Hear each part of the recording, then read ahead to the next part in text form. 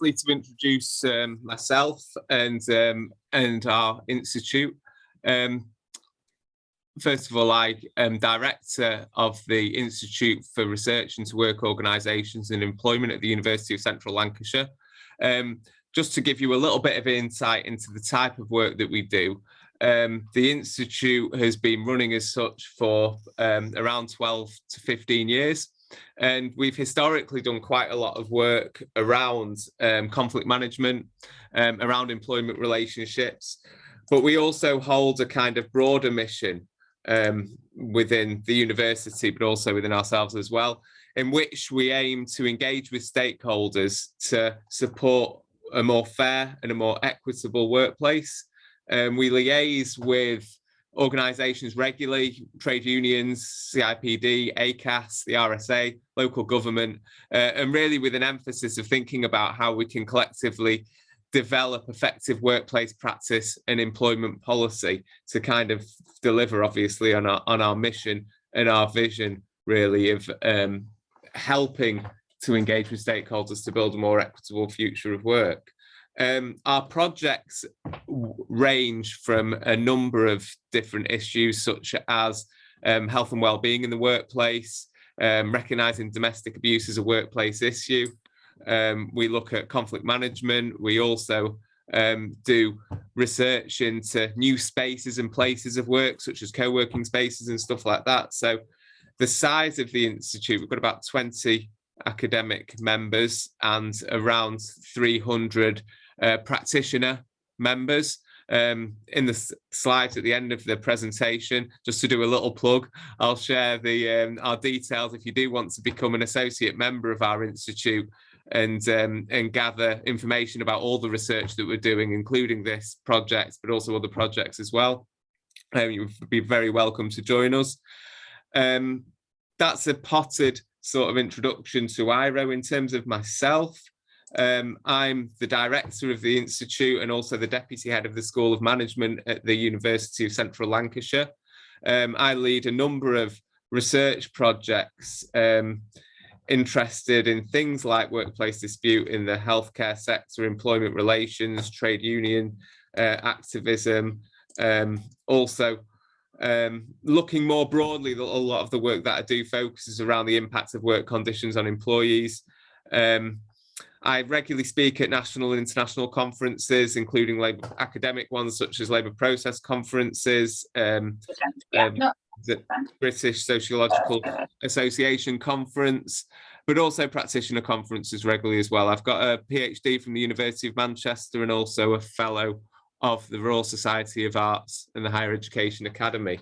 So I hope that gives you a kind of introduction to myself and the kind of role that I take, but also the role of our institute as well. So moving into the presentation, and I'll just share my screen if this works. Just bear with me one moment.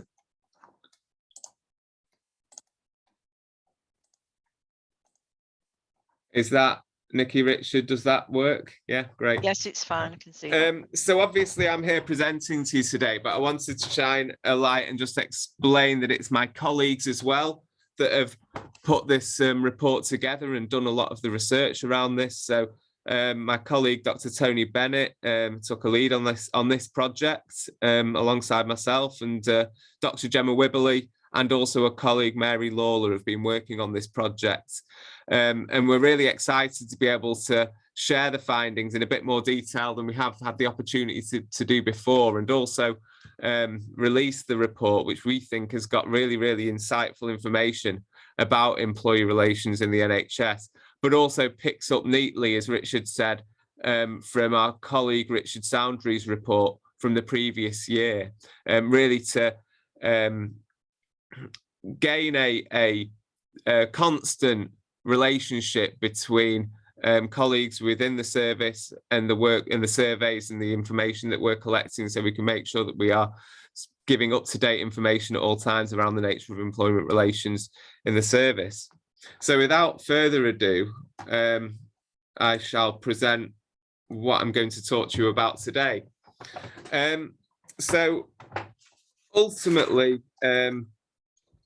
The aim of the research was to provide a detailed analysis of the state of employment relations across the NHS as the service emerged from the pandemic into what we've kind of described as a new normal for people management. What we're trying to do in the report is critically reflect on some of the key areas of the employment relationship to understand the longer term impacts of employment relations, but also assess and understand how the NHS can meet the resultant challenges of a new environment in which we're working in. We're really pleased in some ways that that the report itself shares a lot of similarities with Richard's report last year. I think it's really important that we pick up on the things that have been commented in the previous report, but also obviously highlight which new areas that we think are important for attention. So to give you a little bit of a hint of the kind of things that I'll be talking about today, we've organised the report, and it's really difficult to put everything that's in the report into a presentation of about 40 minutes, but we wanted to group together some key themes of what we feel is really, really important. And so as the presentation will follow themes around managing employment relations, conflict management, the role of the line manager, staff and well-being, what really we see as the challenge for HR moving forward, some important notes around equality, diversity and inclusion, but also the impact of cultural change within the service as well. So for insight in terms of the report itself and the research itself, we carried out the research between November 2021 and March 2022, which has been termed the kind of third wave of this pandemic, although at certain periods of that time, restrictions were relaxed and increased and so on and so forth. We're really pleased that we got a lot of support from Nikki and Richard, and again, we'd just like to underline our thanks for them for helping facilitate the research and funding it, of course, but also we did see this as a collaborative process with CMP and the HPMA in terms of accessing participants, but also talking about the findings and discussing them at regular points as well. So just to relay our thanks once again to Nikki and Richard. From the survey responses, we put out a survey and we got 229 responses, and around 90% of those responses works with organisations of 1,000 employees or more. You can see the mix of the type of organisations and the type of services that we worked with, and also the types of roles in which the individuals were there that we spoke to and got responses from, both in terms of the survey, but also following up on the survey where key themes were investigated in-depth interviews with HR leaders, senior practitioners, and trade unions across the UK. I think it's really important to mention at this point that with a sample of this size, we wouldn't look to definitively conclude the overall degree in which we can generalize the findings that we've got, or how representative they are as the service as a whole. However, having said that, we feel that in the responses that we received, that there were clear consistencies with the views of survey respondents and also interviewees.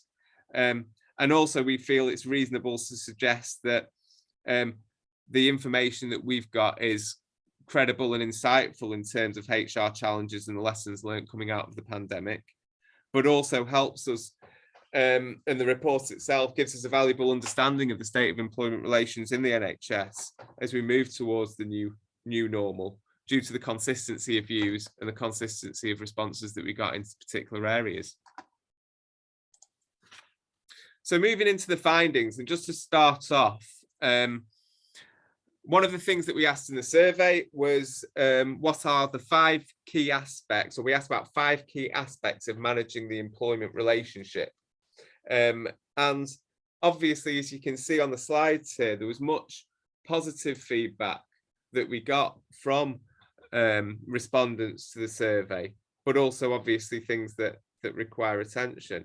You can see the positive analysis on EDI, where they felt the focus, where respondents felt the focus on EDI was either good or very good at 72%. Another encouraging factor was the relationship between management and the unions. Again, 73% described that as there being a very good relationship between management and the unions. We'll pick up on the EDI point a little bit later, but I think it's also important to note the slight drop in percentages reporting a very good relationship between management and staff, and also the relationship between staff as well being a little bit higher and somewhere in between. I think that provides a really good foundation for comments and discussions that we're going to have later on in the presentation. But these are some of the largely positive views we would argue about some of the key aspects of employment relations within the service. Building on that and developing that a little bit more, we asked a few more detailed questions about the current challenges of managing organisations in the new normal to gauge the overall state of employment relationships over the next 12 months. And we were asked respondents to talk about some key measures and some key issues. So in terms of going through them, I think 72% described disciplinary and grievance issues remaining bogged down by lengthy procedures. Again, something we're going to pick up on later on in the presentation. 67% felt that line managers didn't think that line managers were well equipped to identify and resolve difficult issues. Something again that we'll pick up a little bit later on. 44% of people felt, or respondents felt, that managers will not deal with issues fairly and effectively in the last 12 months. So there's some quite challenging and certainly areas of employment relations that are challenging in its nature that we need to respond to sort of collectively. And we will return to some of these in the presentation to follow.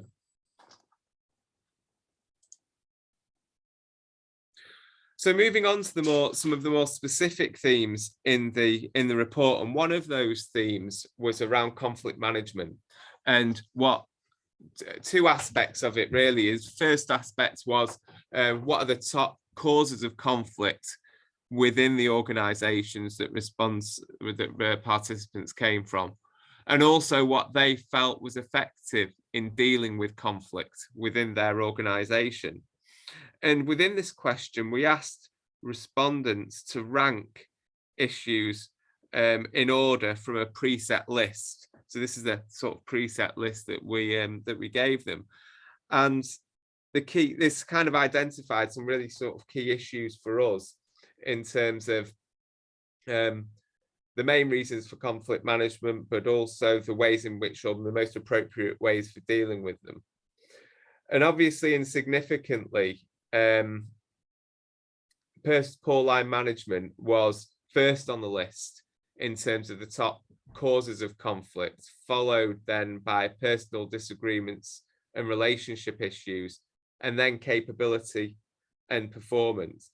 And this is quite interesting to us because it not only outlines the really important issues and causes of conflict within the organisation, but it also gives us an idea of the best ways in which to deal and manage conflicts within organisations, matching the nature of conflict with the appropriate response and the appropriate way of dealing with it. Therefore, again, same thing, we asked a question around the most effective ways for dealing with conflict, and that again was from a preset list, and top of the preset list was informal resolution policy, followed by an internal mediation service and adjusting learning culture. And I think what that tells us, which we'll unpack a little bit in a couple of slides later on, really suggests that the responses that people find most effective are based on the kind of informal and restorative approach to dispute resolution that was seen as most appropriate for the service.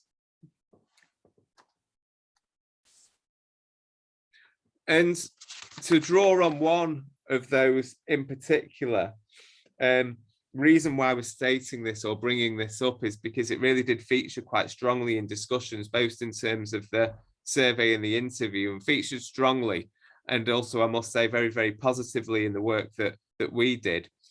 It was mediation, and mediation is a key mechanism for managing disputes. In the quotations or in the interviews, there's this helpful passage here around the mediation or around the use of mediation, where one respondent describes that we have trained mediators in the organisation, and then in part we're finding that we can't keep up with the demands. So we've had a pool of mediators, but because people have either moved on or changed roles for whatever reason, we haven't got many anymore. And that's just going through the process of procuring some more training for some more mediators because we can't keep up with demand. So that kind of takes us to a point where mediation and more informal ways of resolving conflicts is something that colleagues see as most effective, but it highlights the challenge really of making sure that we have the appropriate numbers and the appropriate resources around this area of dealing with conflict management effectively. So mediation was found or mentioned by respondents and participants as one of the key aspects for the changing culture of managing conflicts within the service, because it promoted this kind of adoption of a greater empathy and respect when dealing with disputes. But although it's worth noting that for some employees, as noted in relevant and popular literature, that the use of an external mediator was sometimes sort of necessary. With the quote below, the final quote on this slide, describing that many individuals feel more comfortable and it's more confidential to have an external mediator within certain staff groups. Moving forward to sort of another key theme, which was conflict management in the next 12 months. And this was asking respondents in a little bit more detail what they felt were the key issues in terms of conflict management in the next 12 months. And what areas do we think are important in sort of addressing conflicts in the next 12 months as well? So one of the key things in terms of conflicts or looking to the future in terms of conflicts was thinking about making preemptive changes to policy and practice, such as managing requests for flexible workers, which featured highly in the discussions, both in the interviews and the survey outcomes, in terms of how to manage flexible working requests in a service which is so diverse. So essentially how to manage these types of requests when there's multiple roles, multiple individual different circumstances, and making sure that flexible working requests are managed and understood flexibly and equitably among the workforce. Greater use of mediation, as highlighted in the previous slide, was also an important factor, and what our respondents found would be useful, but also framing the mediation and framing conflict management within this culture of restorative justice and responsive leadership, which is present currently in the culture and in the way that the service intends and wants to work. It was stressed that unions are really, really important, and the partnership with unions are really, really important in dealing with conflict management, but also restorative justice and responsive leadership. And although it's worth noting that bullying and harassment data suggested a mixed picture from respondents, although the majority stating that they didn't expect it to rise in the next year, there's a contrast there when we talk specifically about this trend with a couple of slides ago, when we talked about bullying and harassment, and we talked about the 47% there that suggests that bullying and harassment will remain.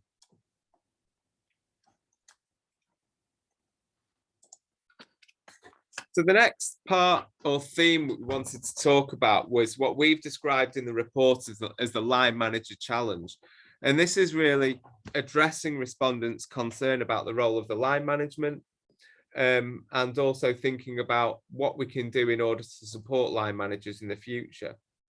And I think what's really important to note that this isn't a kind of question of critiquing our line managers. It's about a nuanced and complex picture of line management support and concerns that participants raised about the role of the line manager, and also the capacity and capability of the line manager to undertake their roles within the context of the organisation at the moment. So many respondents found that line managers were squeezed essentially between operational imperatives and their devolved sort of HR tasks.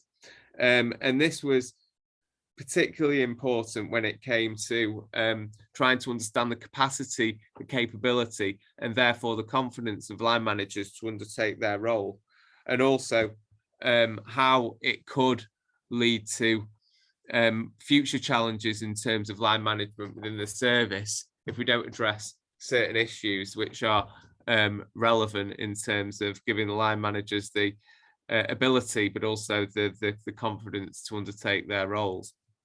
When we talk to participants about their concerns around line management, promotion and recruitment was seen as a concern, and recruiting line managers, which was argued at times to be for the wrong reasons, as a reward for operational excellence or operational efforts, or a financial reward for those efforts, rather than focusing on leadership skills, organizational skills, and emotional insight, perhaps not being taken into account in as much detail or given as much importance as operational excellence.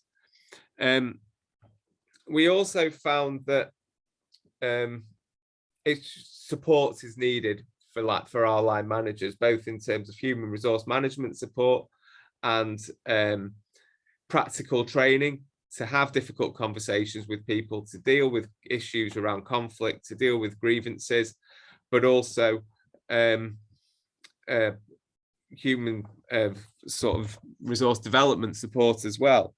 But also drawing out that this is a point of tension, really, within the context of limitations around HR,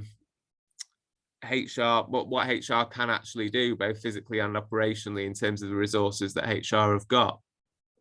But ultimately, this describes the kind of HR challenge around emphasising the need for training and development to do the job, and also trying to make sure that our line managers recognise the synergy of hard and soft management, which aligns with the appropriate culture within the NHS, going back to the themes that talked about in terms of confidence, capability to undertake the role of a line manager.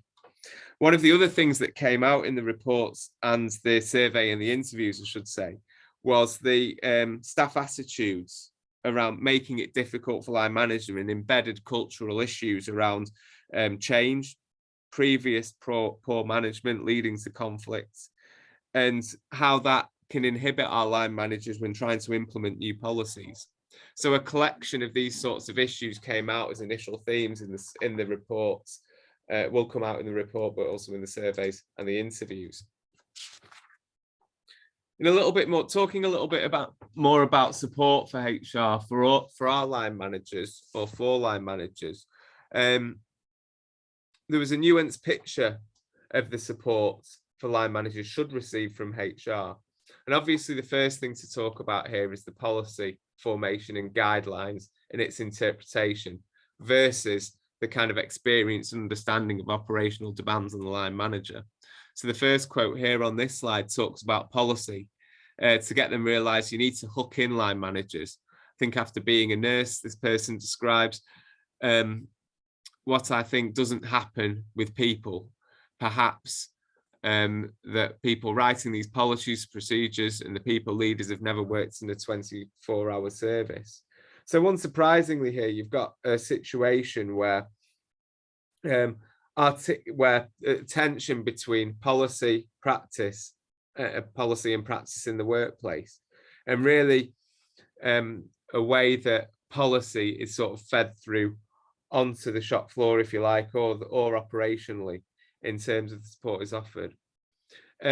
Another issue that came out from line managers was the kind of informal approach in supporting managers in resolving HR issues, which remains the option, but then also around the nature of that support and the possible tensions in terms of that support, around the location of HR staff providing that support remotely, where managers and line managers are on site, and so the nature of that kind of local location of support and where that's based. And that's followed by a quote here that says HR are now working from home and therefore not as approachable for staff who do not have access to computers. The suggestion here is HR having more people on site in order to staff the office, so line managers can drop in and talk to HR about issues or grievances. A final point to note in terms of line management is recognising that the under-resourcing of HR versus HR colleagues and resilience for training, OD and OH functions being crucial in supporting the positive improvement of employment relations, and also focusing on this support is obviously, or focusing resources on these sorts of supports is crucial where possible. And before we move on to the next theme, one slight departure from line managers, but intertwined with the relationship with line managers, is just to share a little bit of information about voice and about staff input into decision making. And we felt that it was quite important to highlight that 64% of our respondents felt confident or highly confident that enhancing employee voice will be fully addressed going forward. But obviously, supporting the traditions of the service and the collective voice and the staff side of representation focused extensively in this research, but also highlighting cooperative approaches to employee voice as well, talking about good relations. The quotes here talk about good relationships with the unions, who've been working well with colleagues through COVID, particularly around things like mandatory vaccinations and the meeting of reps. And the second quote highlights that there's a real commitment to address things like inequality and discrimination and bad behaviour, really towards staff as well, on the practical side of health and well-being, recruitment, workforce redesign, new ways of working, describing how important the unions are in working and closely together to resolve issues and align with the interests of the union, but also align with the interests of the service as well. So moving on from line management, something which is obviously really, really important and really close to contemporary debates and conversations in the media as well, is staff well-being within the service. And this slide kind of highlights a few of the headlines in terms of staff well-being, where around PPE, 88% felt confident or very confident that PPE needs will be met. 71% were confident or very confident that violence against staff will be addressed. 64 were confident or very confident in the staff's that the service would support the staff's caring needs. 59% were not confident or not at all confident for safe spaces for rest and recuperation would be available going forward. And finally, 69% were not confident or not at all confident that the staff would get support to switch off from work, whether it be in the workplace or whilst home working. So what we've got here really is some positive and probably less positive aspects of staff and well-being that are really important to monitor and to keep aware of, really. And to kind of follow that up in terms of more detailed information around staff well-being, we've got some more data here that describes 77% in terms of expect COVID-related absence to rise significantly or very significantly in the next 12 months, a rising, suspected rise in occupational health, but also 74% predicting that stress-related absences would rise as well. So I think we're kind of pushing towards potential tension points there in terms of staff well-being and health and well-being within the service. And in terms of the interviews, as we'll state here, I think it was very clear coming from the interviews that the staff were described as tired, exhausted, particularly given their efforts in the past 2 years. One of the issues that I did just pick up on previously that just want to reinforce again is a potential way of helping support staff well-being is obviously around flexible work.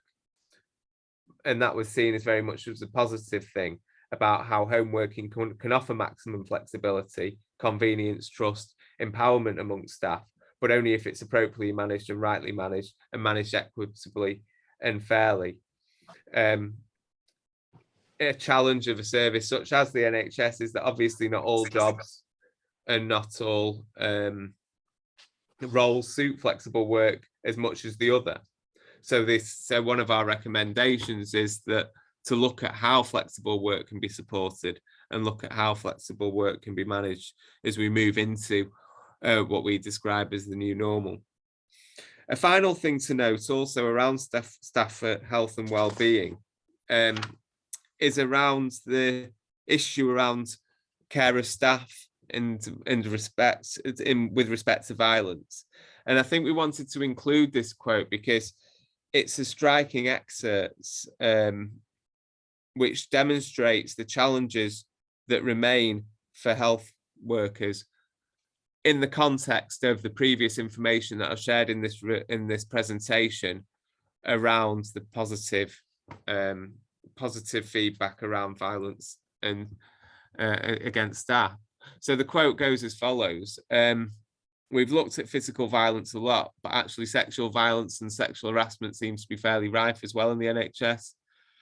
But even if things like this, what the impact of staff and staffing levels and targets has on individual teams to work in a way that doesn't involve conflicts. And I guess that translates into people not just being happy at work and considering leaving, or people saying, actually, I think I'm being bullied by somebody, to actually I've been the victim of violence, either through staff violence, through violence from staff, which is still relatively small, but far more common is violence from patients, families, and relatives. And I think the two things go together, and you've got more stress. You've got somebody less likely to read the situation that they're dealing with, stress and unhappy patients in hospitals or they're accessing ambulance services. And therefore, it's likely it's going to lead to that. So there's a sort of continuum in a way. The more conflict you have within teams and in individuals or organizational level, I will imagine that you would draw the conclusion that there will be more actual violence towards staff. So what we felt around that was a really, really powerful quote of looking into the future. And although obviously the quote says that, and the information that we've received says that violence is being dealt with particularly well, it's being dealt with well at the moment in the NHS. It's important, we thought we'd share the voice of one of our participants talking about that issue, given its importance and relevance. So a couple more themes just to touch on fairly briefly in terms of the presentation. And then, and this one is really what participants of the survey felt were the challenges for HR as we move into the new normal. 74% thought that it was highly likely or likely that HR innovations will in fact impact positively on employee relations, demonstrating the confidence that our participants had in our HR teams. 77% thought that the HR influence on employment relations strategy will continue to increase, which again is a positive message for our HR colleagues and our HR teams, and the influence of HR is growing, and there's a confidence of that growing influence as well.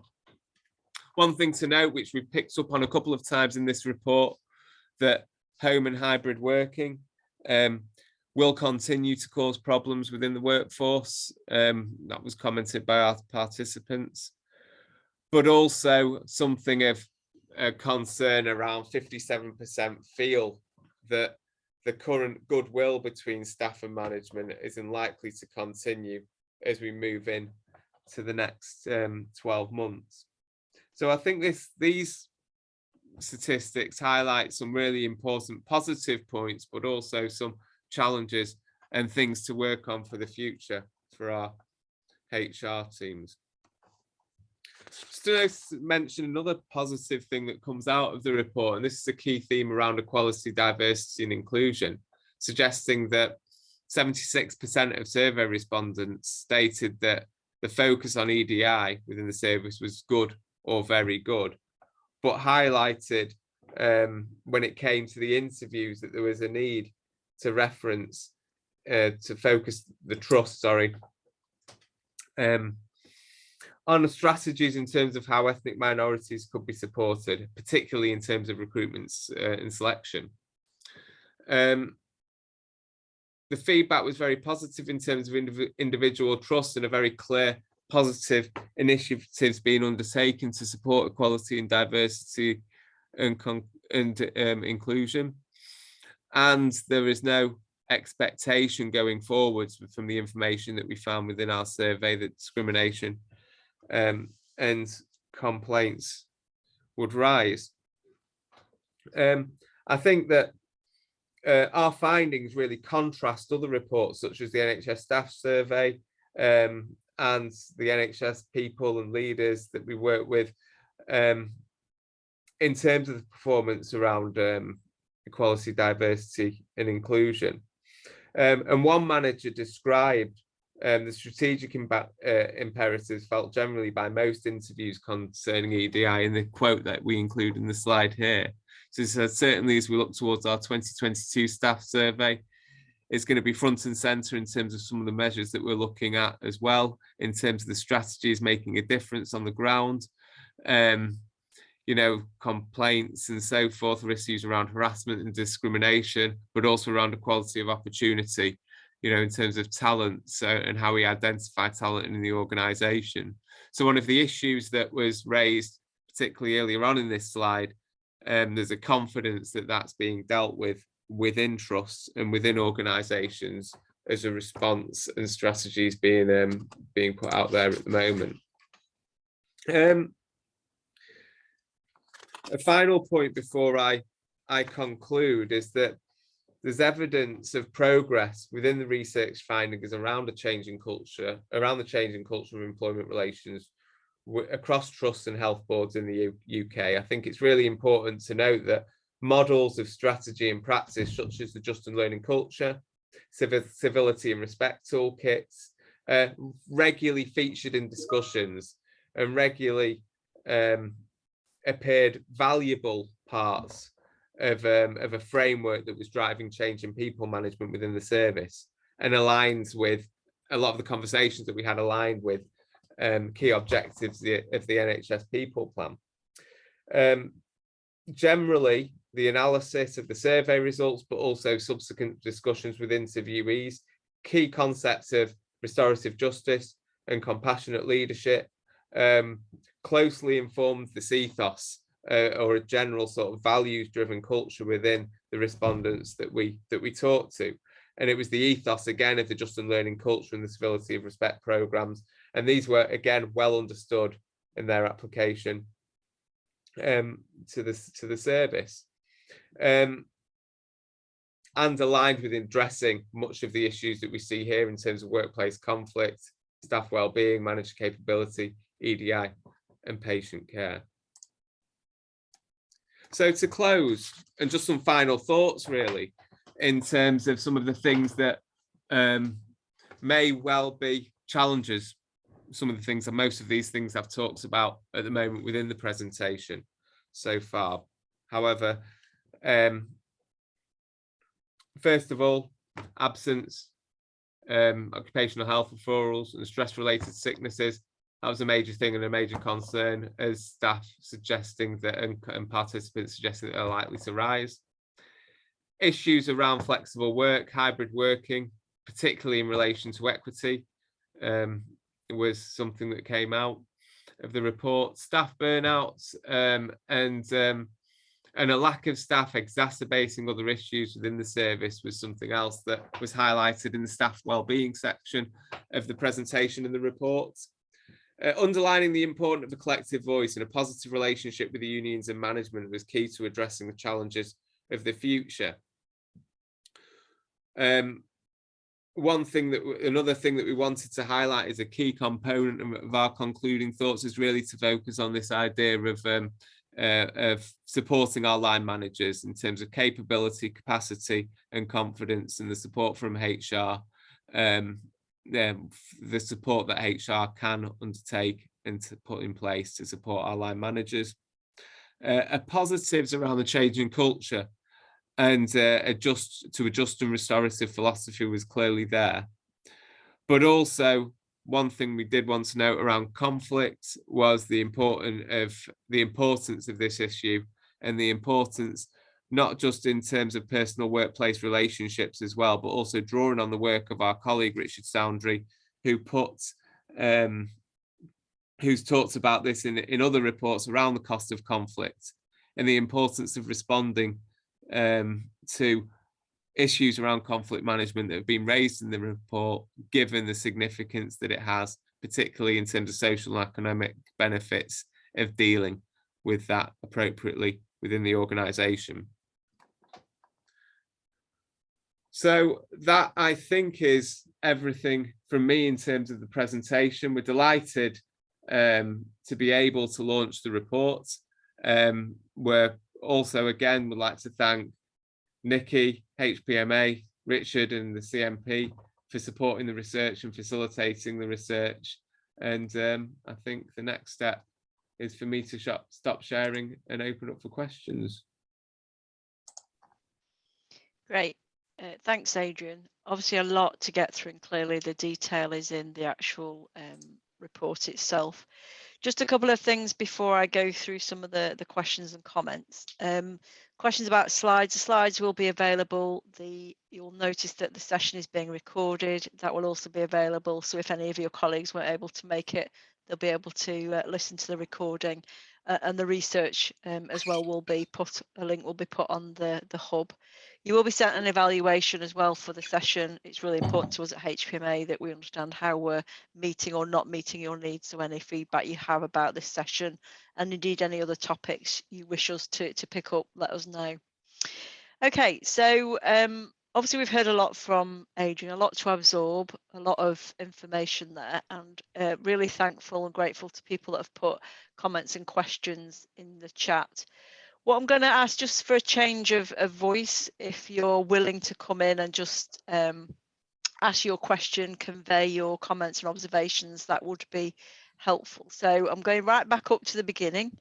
So we had a comment from Philip, and I know that Adrian, you mentioned some of this in the report, but Philip, do you want to come in and so put yourself off mute and contribute? That'd be helpful. Thanks, Philip. Yeah, thanks, and thanks for a really interesting presentation. I think right at the outset, I think you suggested that it was that there was poor management was the top cause of conflict management.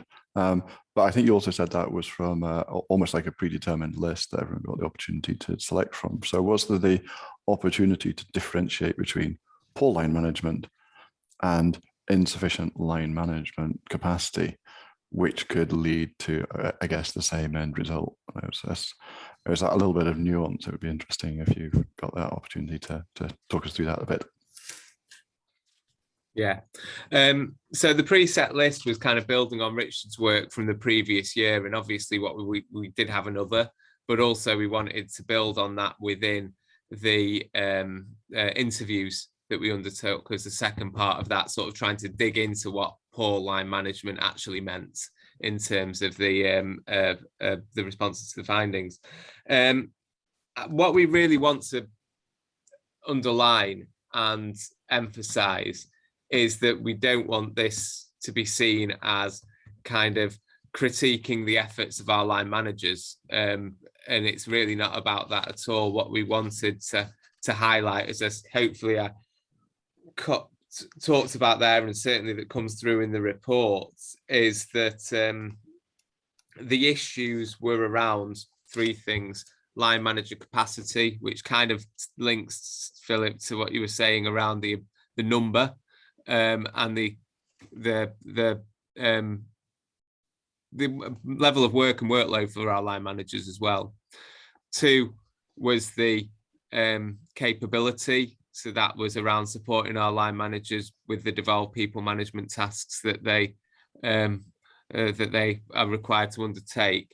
And interrelated then was confidence, and making sure our line management have the confidence to be able to undertake the devolved HR tasks that they are asked to devolve within a way that their workload enables them to undertake these effectively. And that's about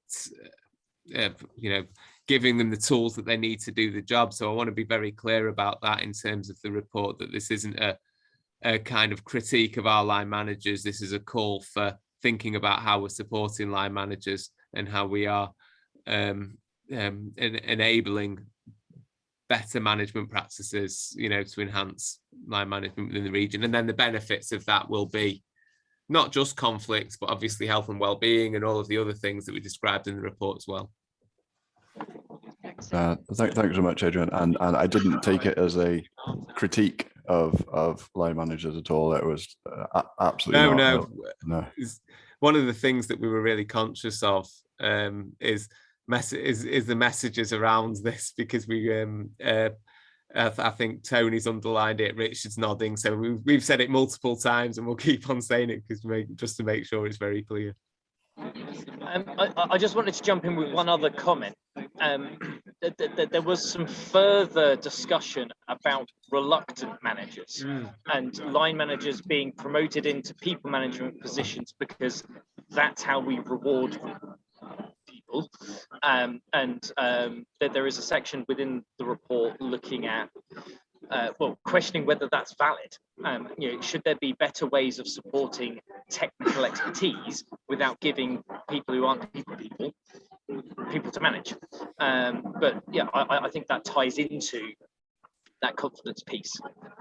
If you are a technical expert and you're given a team because that's how the NHS works, then you suck it up. I mean, some people rise to that challenge and do very well, and sadly, most of CMP's work in the NHS is because the senior clinicians upset someone because they're not a people person, they're a technical expert.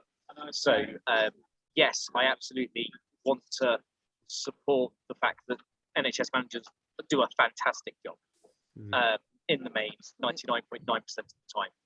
And it's when you have somebody who cares more about patient outcome than their team's well-being is where it starts to. Thanks, Richard. Thanks, Adrian. Thanks for the question, Philip. Okay, so moving down the list, we've got, let me just see, Lynn. Lynn, do you want to come in? You made a couple of comments. If you want to sort of come in and flag those, that'd be helpful. Can't hear you, Lynn. Don't know if there's something wrong with your sound, or you're off mute, so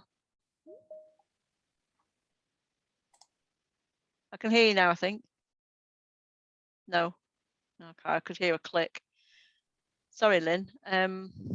Okay, if I just go through your question, if that's okay. So Lynn's made a comment about an issue with management capacity, but also ensuring managers are upskilled to deal with ER issues, which she did cover in the report in terms of training. And that's a real challenge for how we can do that and support managers with that, particularly understanding and involving them in policy development so they understand it more effectively. Yeah. Any sort of comments or response to that, Adrian?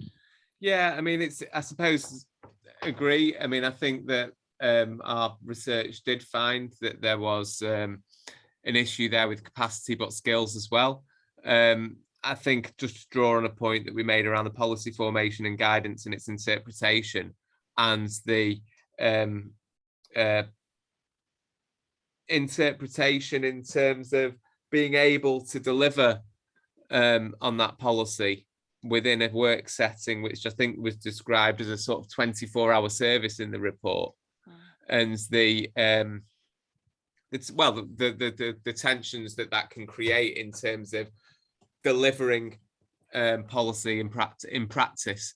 But I think, yeah, as Lynn comments in the chat, the involving line managers in policy making obviously would be really important, would help that situation in terms of realizing that policy into practice piece of work. Thanks, Lynn. Sorry, we still can't hear you, sweetheart. I don't know what's. I can see your mouth moving. Oh, no noise coming out. Sorry about that. Okay, let's move on to Victoria Kay. You've made some comments there. Do you want to come in? Hi, it was just trying to understand a bit more about the comments around hybrid working.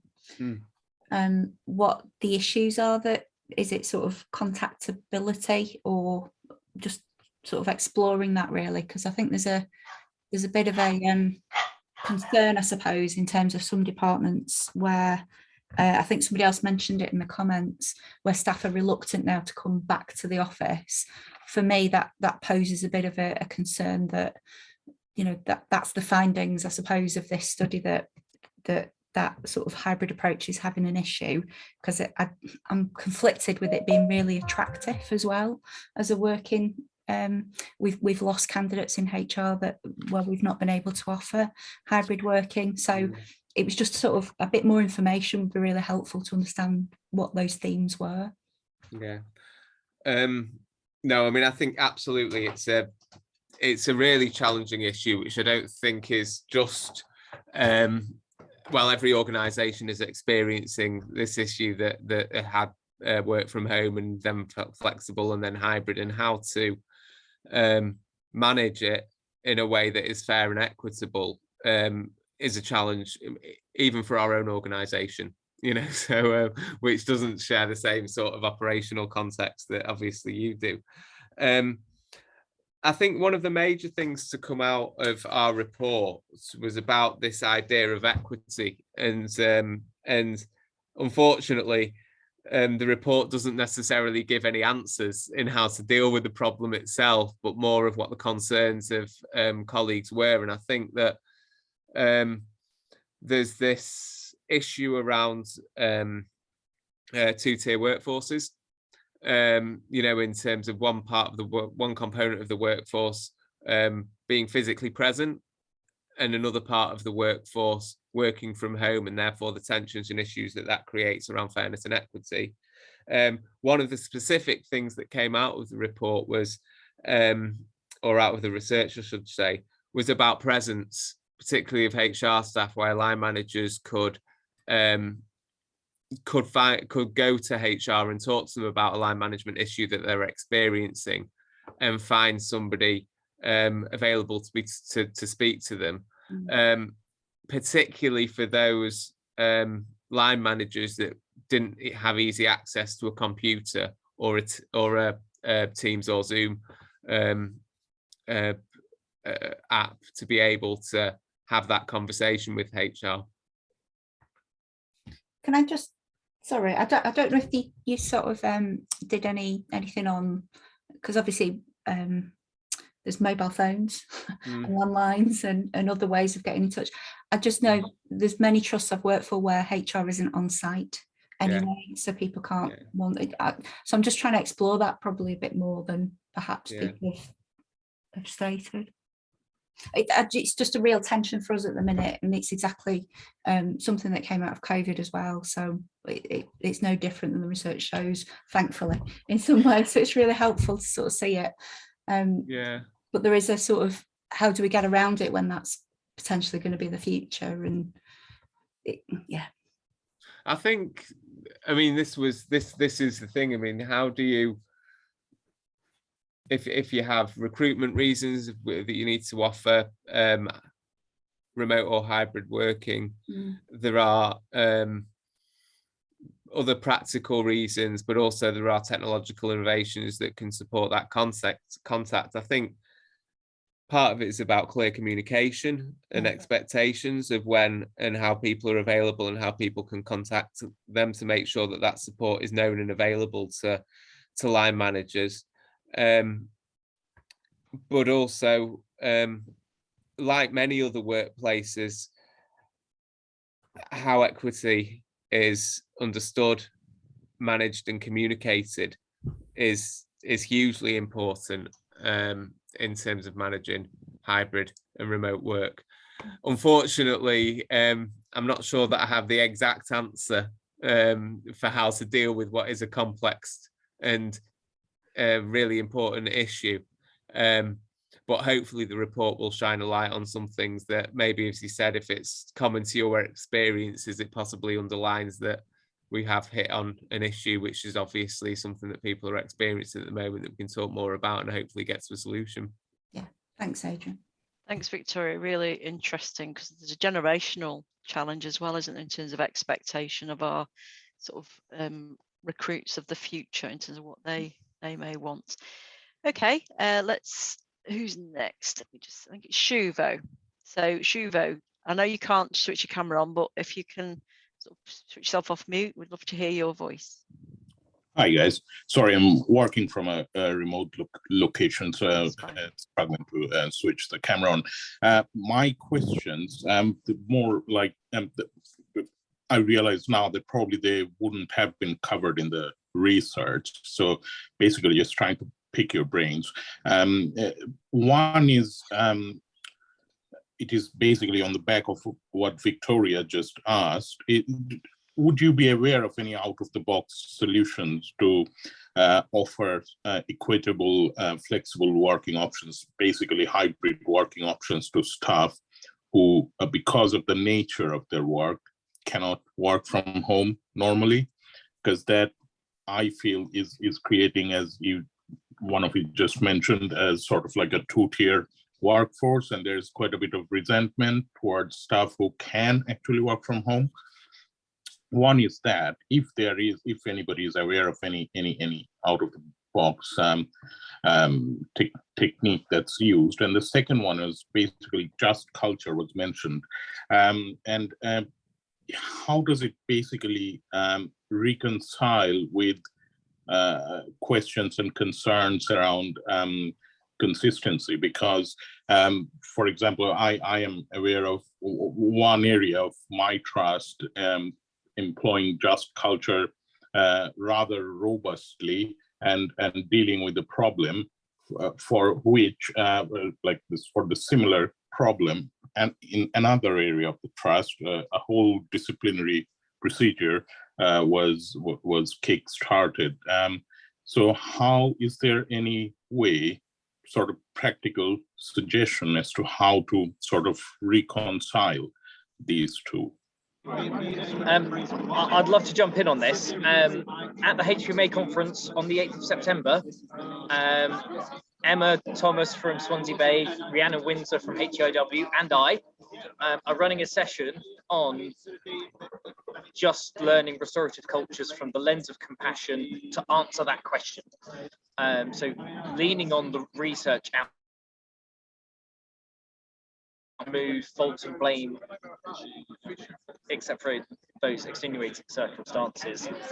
How can you promote and improve the employee experience? And then part of that conversation, I can absolutely understand being part of consistency. And the problem with any culture and climate is that you're going to get hotspots and you're going to get cold spots.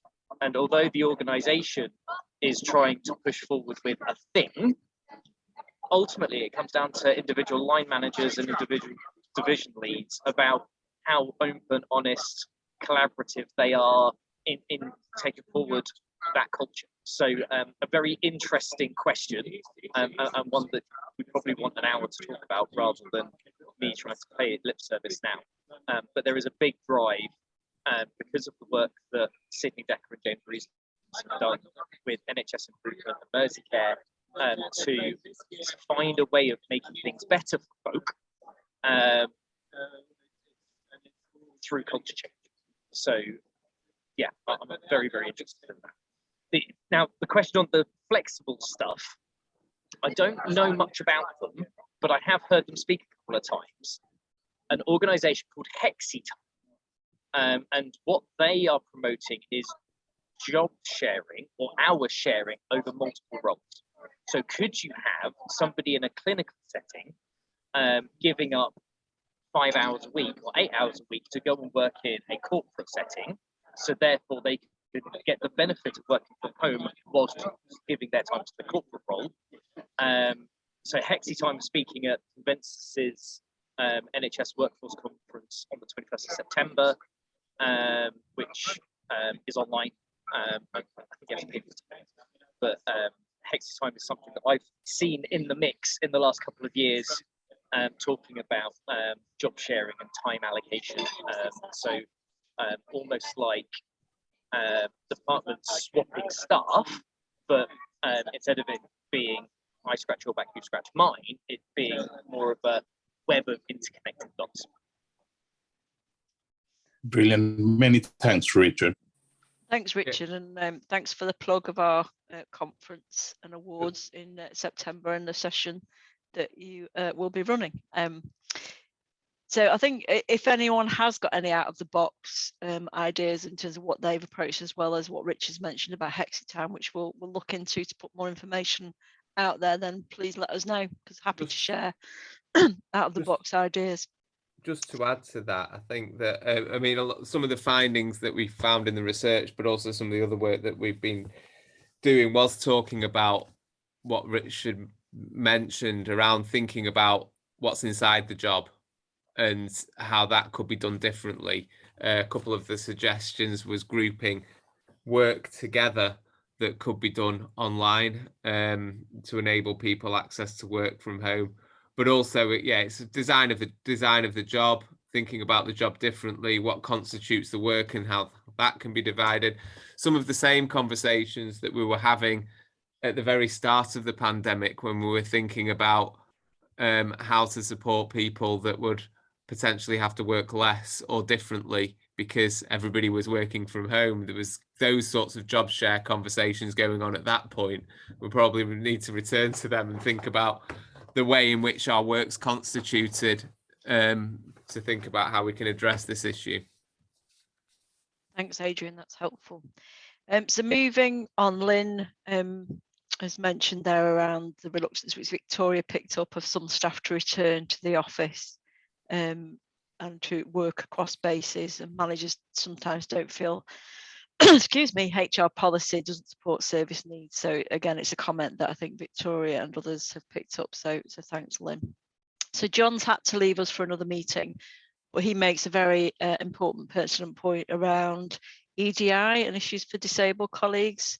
And was there any data in the survey? The fact it's not been mentioned is telling. So Adrian. In short, we didn't ask those specifically. All I can say is that we had in the report was generally the information that we gathered about EDI was positive. Now, that may be because of the sample, or it may be because of other reasons, but unfortunately, we didn't drill down into that level of detail in the report itself or in the research itself. But I agree. I mean, it's not to say that. I think one of the big things about the report and the findings of the report is that how it compares with more national data and other data, so we can understand the experiences of those working in the service. But unfortunately, I can't help with that question, I'm afraid. I think it's an important point to be cognizant of in future, and it may be that there's a whole piece of work that we need to do around EDI and disabled workforce. So thanks to John for raising that. Okay, let's move on to Emma Thomas. do you want to come in and just, if you're still on the call, pick up the comment that Richard made about managers? Put yourself off mute, Emma. There you go. Hi, I think it was really interesting what Richard was saying about managers, and that's a really interesting way to phrase it. I hear a lot, and we've been working really hard on just culture, so we've been challenging and doing lots of the things you've been talking about, but the focus, and rightly so, is on the care of the patient, but it's how do we make that link with management between the fact that to meet the needs of the patient, you need to have happy, healthy staff in the workplace, and all of the stuff that you're not doing, those little things, mean that people aren't, you have more people off sick, you've got people leaving, retiring, that don't want to do this anymore. And I suppose it's a rhetorical question really, but because I'm sure everybody else is thinking the same thing, but making those connections with managers to the importance of your employees in the service is something that we seem to be spending a lot of time on and thinking about, and really just it seems to be a real stumbling block. I feel like I deal with one thing and then you hear it in a different way from somebody else. Emma, thank you very much. Oh, by the way, that's Emma who's joining us in September. Thanks. I think I was being a little bit too PC in the answers to the question. Many of the senior individuals that I've interacted with because of disputes like to get their own way. And me positing that they're focusing on patient experience rather than colleague experience is me trying to say that they care more about the patients than they do their teams. And partly that's because these people are, one of 5 people in the world that do what they do. And some of these people have led teams for decades, and how you do what you do in my team is written in a book or many books, and you should do as you're bloody told. And when that doesn't happen, that's when conflict comes out. So I was trying to be kind and saying that it is patient first, and for many of them it is. But sometimes there is a level of selfishness or self-importance that gets in the way. Actually, having people leading teams who really see themselves as team players, going back to the Richard Branson quote of, I don't care about customer services, I care about staff experience, because if staff enjoy their work, then they'll look after my customers. But the same should happen in healthcare. If you look after the team should look after the patient. So it's not the division lead or the medical director that's then getting upset with people. No, and I think you and I are very definitely on the same page, but I think the pressure to meet the needs of the service, the things we're measuring don't align to that. And what you measure, you get. We know that. I could come from an improvement background, and the things we're measuring in healthcare aren't the staff. I know the staff survey, and we do things, as people, we do things that measure that, but actually in the service, the things that are measured aren't those things. And that's what we need to change, and that's what we really need to think about, is how do we demonstrate, because we're telling them, but they don't, and I know, and I hear from really senior staff that they go back to their workplace, but they're under such a lot of pressure to not spend the time with their staff. People, they're hearing more and more often, that's not important, you don't need to do that. And actually, those of us that have looked into it and researched know that, the difference a cup of coffee with your team in the morning can make is huge. You're not talking 3 hours, you're talking 10 minutes twice a week, 3 times a week. But it isn't the message that's coming from lots of other places. Thanks, Emma. It's a real dilemma, isn't it? Because, like you say, the national message is around service delivery, get the waiting list down, etc. So it's a real quandary for everyone in a management position to make sure they're balancing equally the service needs versus the needs of their team. And you know, sometimes that people get it wrong. So it's a really important dilemma. Okay, I think that's it from the questions, unless I've missed anyone. I'm conscious that a lot of people have had to leave because they'll have other meetings, etc. So I don't know if you've got any final thoughts, Richard or Adrian, to share before we close the session down. Anything from you, Adrian? You're on mute, sweetheart. I had to do that once today, didn't I? Nothing really. Just again to underline our thanks to yourself, Nikki, and the HPMA, and yourself, Richard, and CMP for supporting the research, supporting us to get it out there, and also the work that we're doing on disseminating it as well. I think that there are really important issues being underlined, some new things, some things that we already know. But I think it's really important to talk about these things, and we thank you for giving us the opportunity to do that. Thank you, Adrian. Richard.